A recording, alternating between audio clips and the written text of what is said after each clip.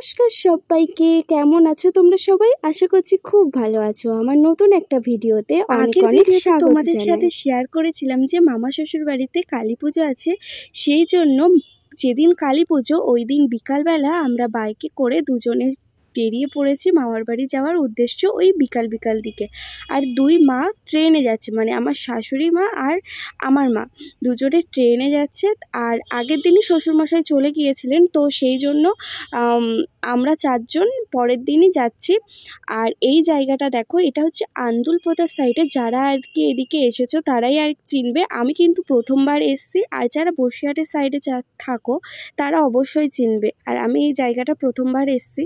আর এখানে দেখো সবাই ঠাকুর আনতে যাওয়ার জন্য খেয়ে নিয়েছিলাম। আর এই যে পৌঁছে গিয়েছি মামার বাড়িতে, আর এখানে আমি এসে পুজোর সমস্ত কাজ হয়েছে, আর আমি আর মা এখানে রেডি হয়ে বসেও আছি। আর এই যে ঠাকুর আনতে যাওয়ার জন্য সবাই তৈরি হচ্ছে। আর এখানে কিন্তু ব্যান্ড পার্টি করা হয়েছিল, ওটাই আর কি বলে হয়তো, তো সেটাই তোমাদের সাথে বাজাতে বাজাতে আর কি ভিডিওটাই আমি শেয়ার হবে। তোমরা দেখতে আগের দিন কালী পুজোর ভিডিওটা পরের দিন পরেই কিন্তু তোমাদের সাথে ভিডিওটা শেয়ার করব। ডেইলি ব্লগ আমি শেয়ার করছি, কারণ এডিট করার জন্য পোস্টই করা হয় না।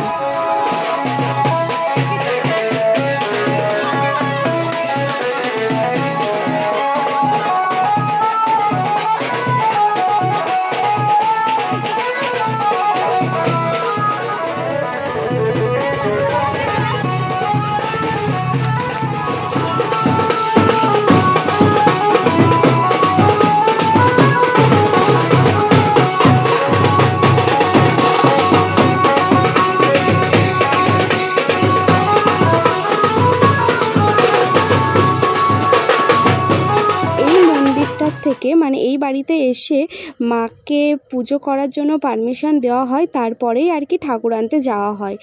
আর এই বাড়িটার কিন্তু আমার বান্ধবীর শ্বশুর বাড়ির সারেনের সাথে দেখা হয়ে গিয়েছে।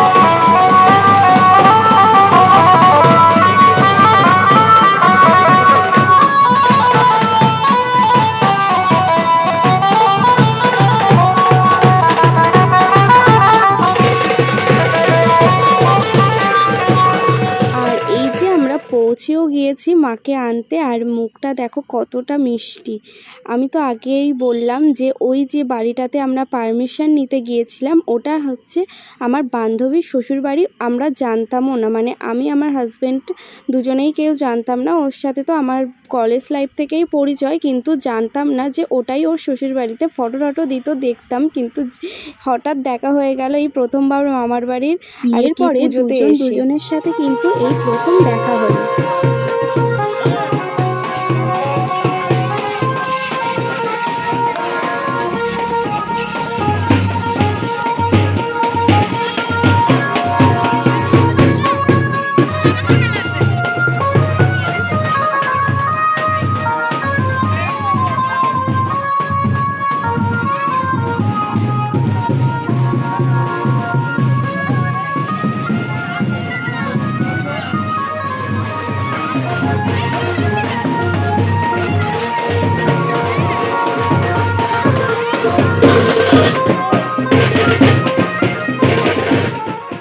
মাকে আনতে যেতেই মা তো বাড়িতে পৌঁছেই গিয়েছে, কিন্তু আমরা রাস্তায় দাঁড়িয়ে পড়েছি ফুচকা খাওয়ার জন্য। ফুচকা দেখলেই তো মেয়েদের খেতে ইচ্ছা করে।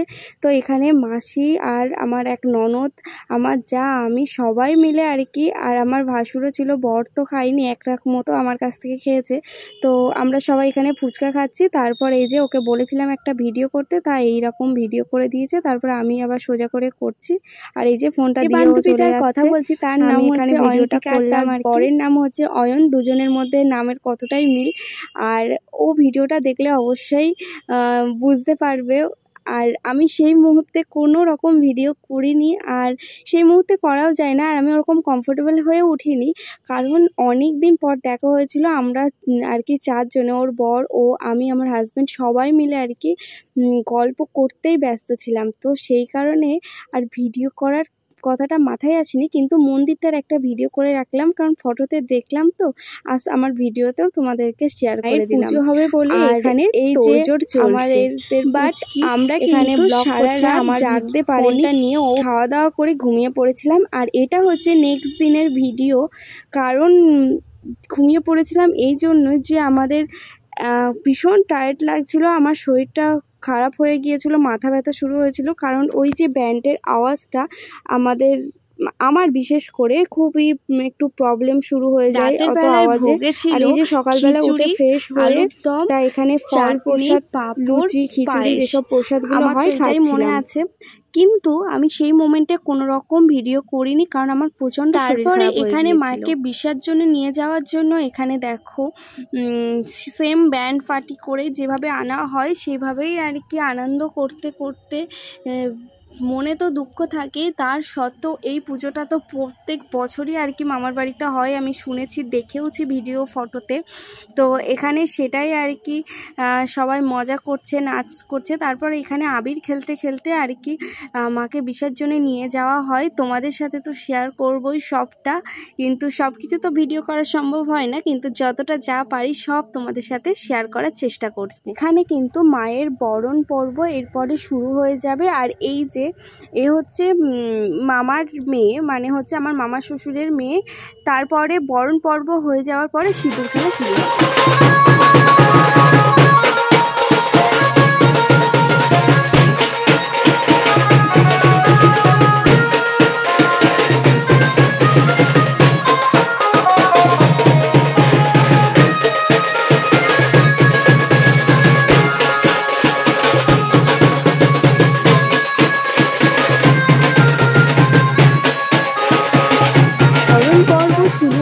আগে মাকে সবাই একটু প্রণাম করে নিচ্ছিল, সেই কারণে আমিও এখানে এসেছি মাকে প্রণাম করার জন্য। তারপর বরণ পর্ব কমপ্লিট হয়ে যাওয়ার পরেই আবার সবাই মিলে প্রণাম করে তারপরে মাকে নিয়ে যাওয়া হবে বিসর্জনের জন্য।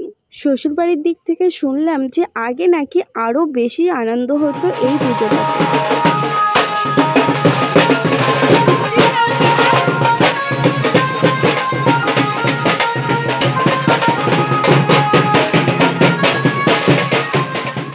এখনও আনন্দ হয়, কিন্তু সবাই যে বড় হয়ে যাওয়ার পরে যে যার মতো হয়ে যায়, তারপরে আস্তে আস্তে মেন্টালিটিও একটু পরিবর্তন হয়, সেই কারণে একটু হলেও আগের থেকে আনন্দটা একটু কম হয়। আর এটাই আর কি হয় যে বয়সের সাথে সাথে মানুষের তো পরিবর্তন হয়, সেটাই। এখানে সবাই বরণের জন্য তৈরি হয়ে গিয়েছে, এরপরে সবাই এক এক করে বরণ করে নেবে, তারপরে মাকে বিসর্জনে নিয়ে যাওয়া হবে। তার আগে কিন্তু সিঁদুর খেলার পর্বটাও হবে, তখন দেখো ভীষণই তখন মজা হয়েছে যে যে যা পাচ্ছে যেভাবে ইচ্ছা সিঁদুর লাগিয়ে দিচ্ছে, কেউ কপালে দিচ্ছে না, নাক থেকে পুরো মাথা পর্যন্ত টেনে দিচ্ছে, মুখগুলো দেখলেই তোমরা বুঝতে পারবে। কালকের থেকে আজও পর্যন্ত মানে বিসর্জন হয়ে আসা পর্যন্ত ব্যান্ড আর কি বেজেই যাচ্ছিল, তাই জন্য আমার তো ভীষণই প্রবলেম হয়েছে।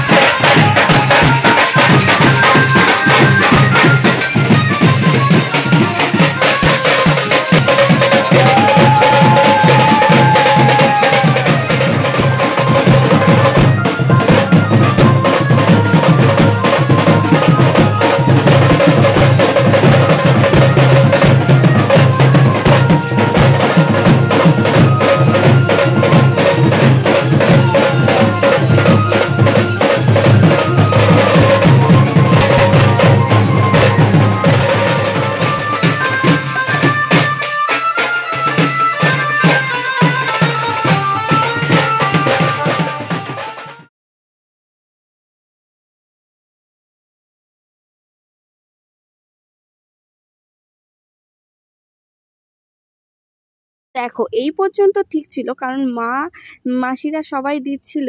তারপরে দেখো যখন আমরা মানে আমার যা ননদ সবাই মিলে যখন সিঁদুর খেলা করছিলাম, তখন দেখো আমরা পুরো নাক থেকে মাথা পর্যন্ত সিঁদুর টেনে দিচ্ছিলাম, আর দেখতেও কতটা অদ্ভুত লাগছে। তার সত্ত্বেও এইগুলোই আর কি আমাদের মজা। প্রথমবার কিন্তু আমি আর আমার যার এই পুজোতে প্রথমবার, তো সেই কারণে প্রথমবার একটু বুঝতে অসুবিধা হয়, পরের বার হয়তো অতটা প্রবলেম হবে না। প্রত্যেক বছরই আসারই এখানে চেষ্টা করে সবাই এই দিনটাতে, সবাই এই দিনের অপেক্ষাতে থাকে, প্রত্যেক বছর হয় না, তাই সেই জন্য এই দিনটার জন্য সবাই অপেক্ষা করে আসে, সবাই এক জায়গায় হয়। আর এই দিনটাতে আসবেই সবাই, যদি কোনো প্রবলেম না থাকে। আর আমিও আসার চেষ্টা করব আমার যদি কোনো প্রবলেম না হয় সেই দিনটাতে। আর এখানে দেখো নাক থেকে পুরো সিঁদুর টেনে দিয়েছে সবার।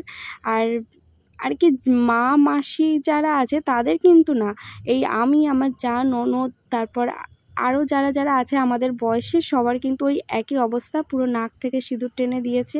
আর এখানে দেখো এখানে এই যে বরণ পর্ব কমপ্লিট হয়ে গেল, তারপর সিঁদুর খেলাও কিন্তু এখানে কমপ্লিট হয়ে গেল। আর তারপর একটু সবাই মিলে আনন্দ করলো নাচ গান করে। তারপর এখানে লাস্টে সবাই প্রণাম করে মাকে তারপর বিসর্জনের জন্য নিয়ে যাওয়া হলো। আর এইটা দেখো আমি তো এখানে আবার সব জায়গায় সিঁদুর টেনে দিচ্ছি।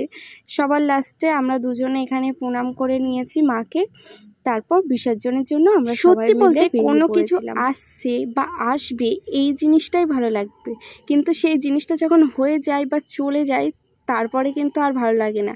সেই আবার 1 বছর অপেক্ষা বা কোনো কিছুতে, যেমন এই পুজোর ব্যাপারটা, যেমন 1 বছরের অপেক্ষা তো হয় আমাদের দুর্গা পুজোতে, আসছে আসছে ব্যাপারটা আমাদের খুব ভালো লাগে। তো সেই জন্য ভালো জিনিস আসতে আসতে এটাই ভালো লাগে, হয়ে গেলে কিন্তু আর ভালোই লাগে না।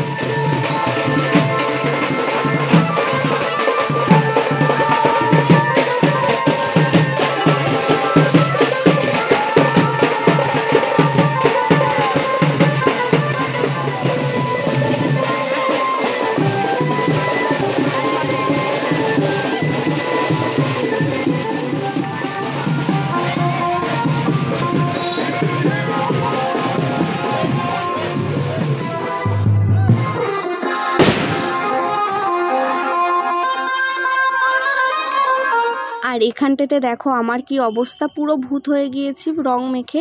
সবাই যে যা পাচ্ছে আমাকে রং মাখিয়ে দিচ্ছে, কারণ আমার এখানে প্রথমবার। আর আমার যাকে মাখায়নি, কারণ ওর কোলে বাচ্চা ছিল, সেই কারণে ওরও একটু প্রবলেম হয়ে যেত, তার ওই জন্য ওকে অতটা মাখায়নি। কিন্তু আমার তো আর সেই সব ব্যাপার নেই, কিন্তু আমাকে যে যা পাচ্ছে রং মাখিয়ে দিচ্ছে। তার মধ্যে মাথা ফাটা রং, তারপরে আরও কী সব রং থাকে যেগুলো ওঠে না, সেই সব রঙও ওর সাথে মেশানো আছে আবিরের সাথে। আর এই জায়গাটায় দেখো ক্যামেরা পুরো আর কি ঘুরে টুরে যাচ্ছে, কারণ আমাকে কে একবার রং টং মাখাতে আসছে, সেই কারণে আমি আর কি দৌড়াচ্ছি। আর এই যে নদীটাতে, নদী না ঝিল কি বলবো, এই জায়গাটাতে আর কি মার বিসর্জন হবে। আর যে মন্দিরটার থেকে মার পারমিশন নেওয়া হয়েছিল, মানে আমার বান্ধবীর শ্বশুরবাড়ি, সেই মন্দিরে একজন ঠাকুমা থাকেন, অনেক মানে তার মাথায় অনেক জট আছে, জটা যেটা বলা হয়, ওনার কাছ থেকে পারমিশন নিয়ে আসতে হয় পুজো দেওয়ার জন্য, মানে মাকে ঠাকুর পুজো আনার যে পারমিশনটা ওখান থেকে আনা হয়। বিসর্জনের ক্ষেত্রেও কিন্তু তাই, বিসর্জন দেওয়ার সময় মাকে পারমিশন নিতে হয়। ওই বাড়িতেও যাওয়া হয়েছিল, তখন আর ভিডিও করা হয়নি, সবাই রং টং মাখাচ্ছিল, ফোনে লেগে যাচ্ছিলো বলে, ফোনটা আমার হাজব্যান্ডের পকেটেই ছিল, সে কারণে ভিডিওটা করা হয়নি। আর এখানে দেখো সবাই আর কি বিসর্জন করতে নেমে পড়েছে এই ঝিলটাতে, সব ছেলেরা। বিসর্জন হয়ে গেলে তো বাড়িটা পুরো ফাঁকাই হয়ে যাবে, মা চলে গেল, তারপরে সবাই এক এক করে যে যার মতো বাড়ি চলে যাবে, তারপর যে যার মতো ব্যস্ত হয়েও পড়বে। পুরোটাই একটু মন খারাপ হয়ে যায় সেই টাইমটা, যাদের বাড়ি হয় তারা বেশি এটা ফিল করে, একেবারেই ভালো লাগে না কোনো কিছু অনুষ্ঠান হওয়ার পরে যখন বাড়িটা ফাঁকা হয়ে যায়। আর ওই মন্দিরের ঠাকুরটা কিন্তু জাগ্রত ঠাকুর ভীষণই, এটা আমি আমার বরের মুখের থেকে ওই দিন শুনলাম যে ওই বাড়ির মন্দিরটা জাগ্রত। ও তো প্রত্যেক বছরই এই দিন আসতো, কিন্তু এটাই যে আমার বান্ধবীর শ্বশুরবাড়ি হয়ে যাবে সেটা তো ও জানতো না, আমরা তো এদিন না এলে তো বুঝতেই পারতাম না। বিসর্জন থেকে এসে স্নান করে খাওয়া দাওয়া করতে করতে প্রায় 4টে বেজে গিয়েছিল, তারপর রাতে আমরা বাড়ি যাওয়ার জন্য বেরিয়ে পড়েছিলাম। আর এই যে বাড়িতেও চলে এসেছি। আশা করছি ভিডিওটা ভালো লাগলে অবশ্যই চ্যানেলটিকে সাবস্ক্রাইব করে দিও। টাটা।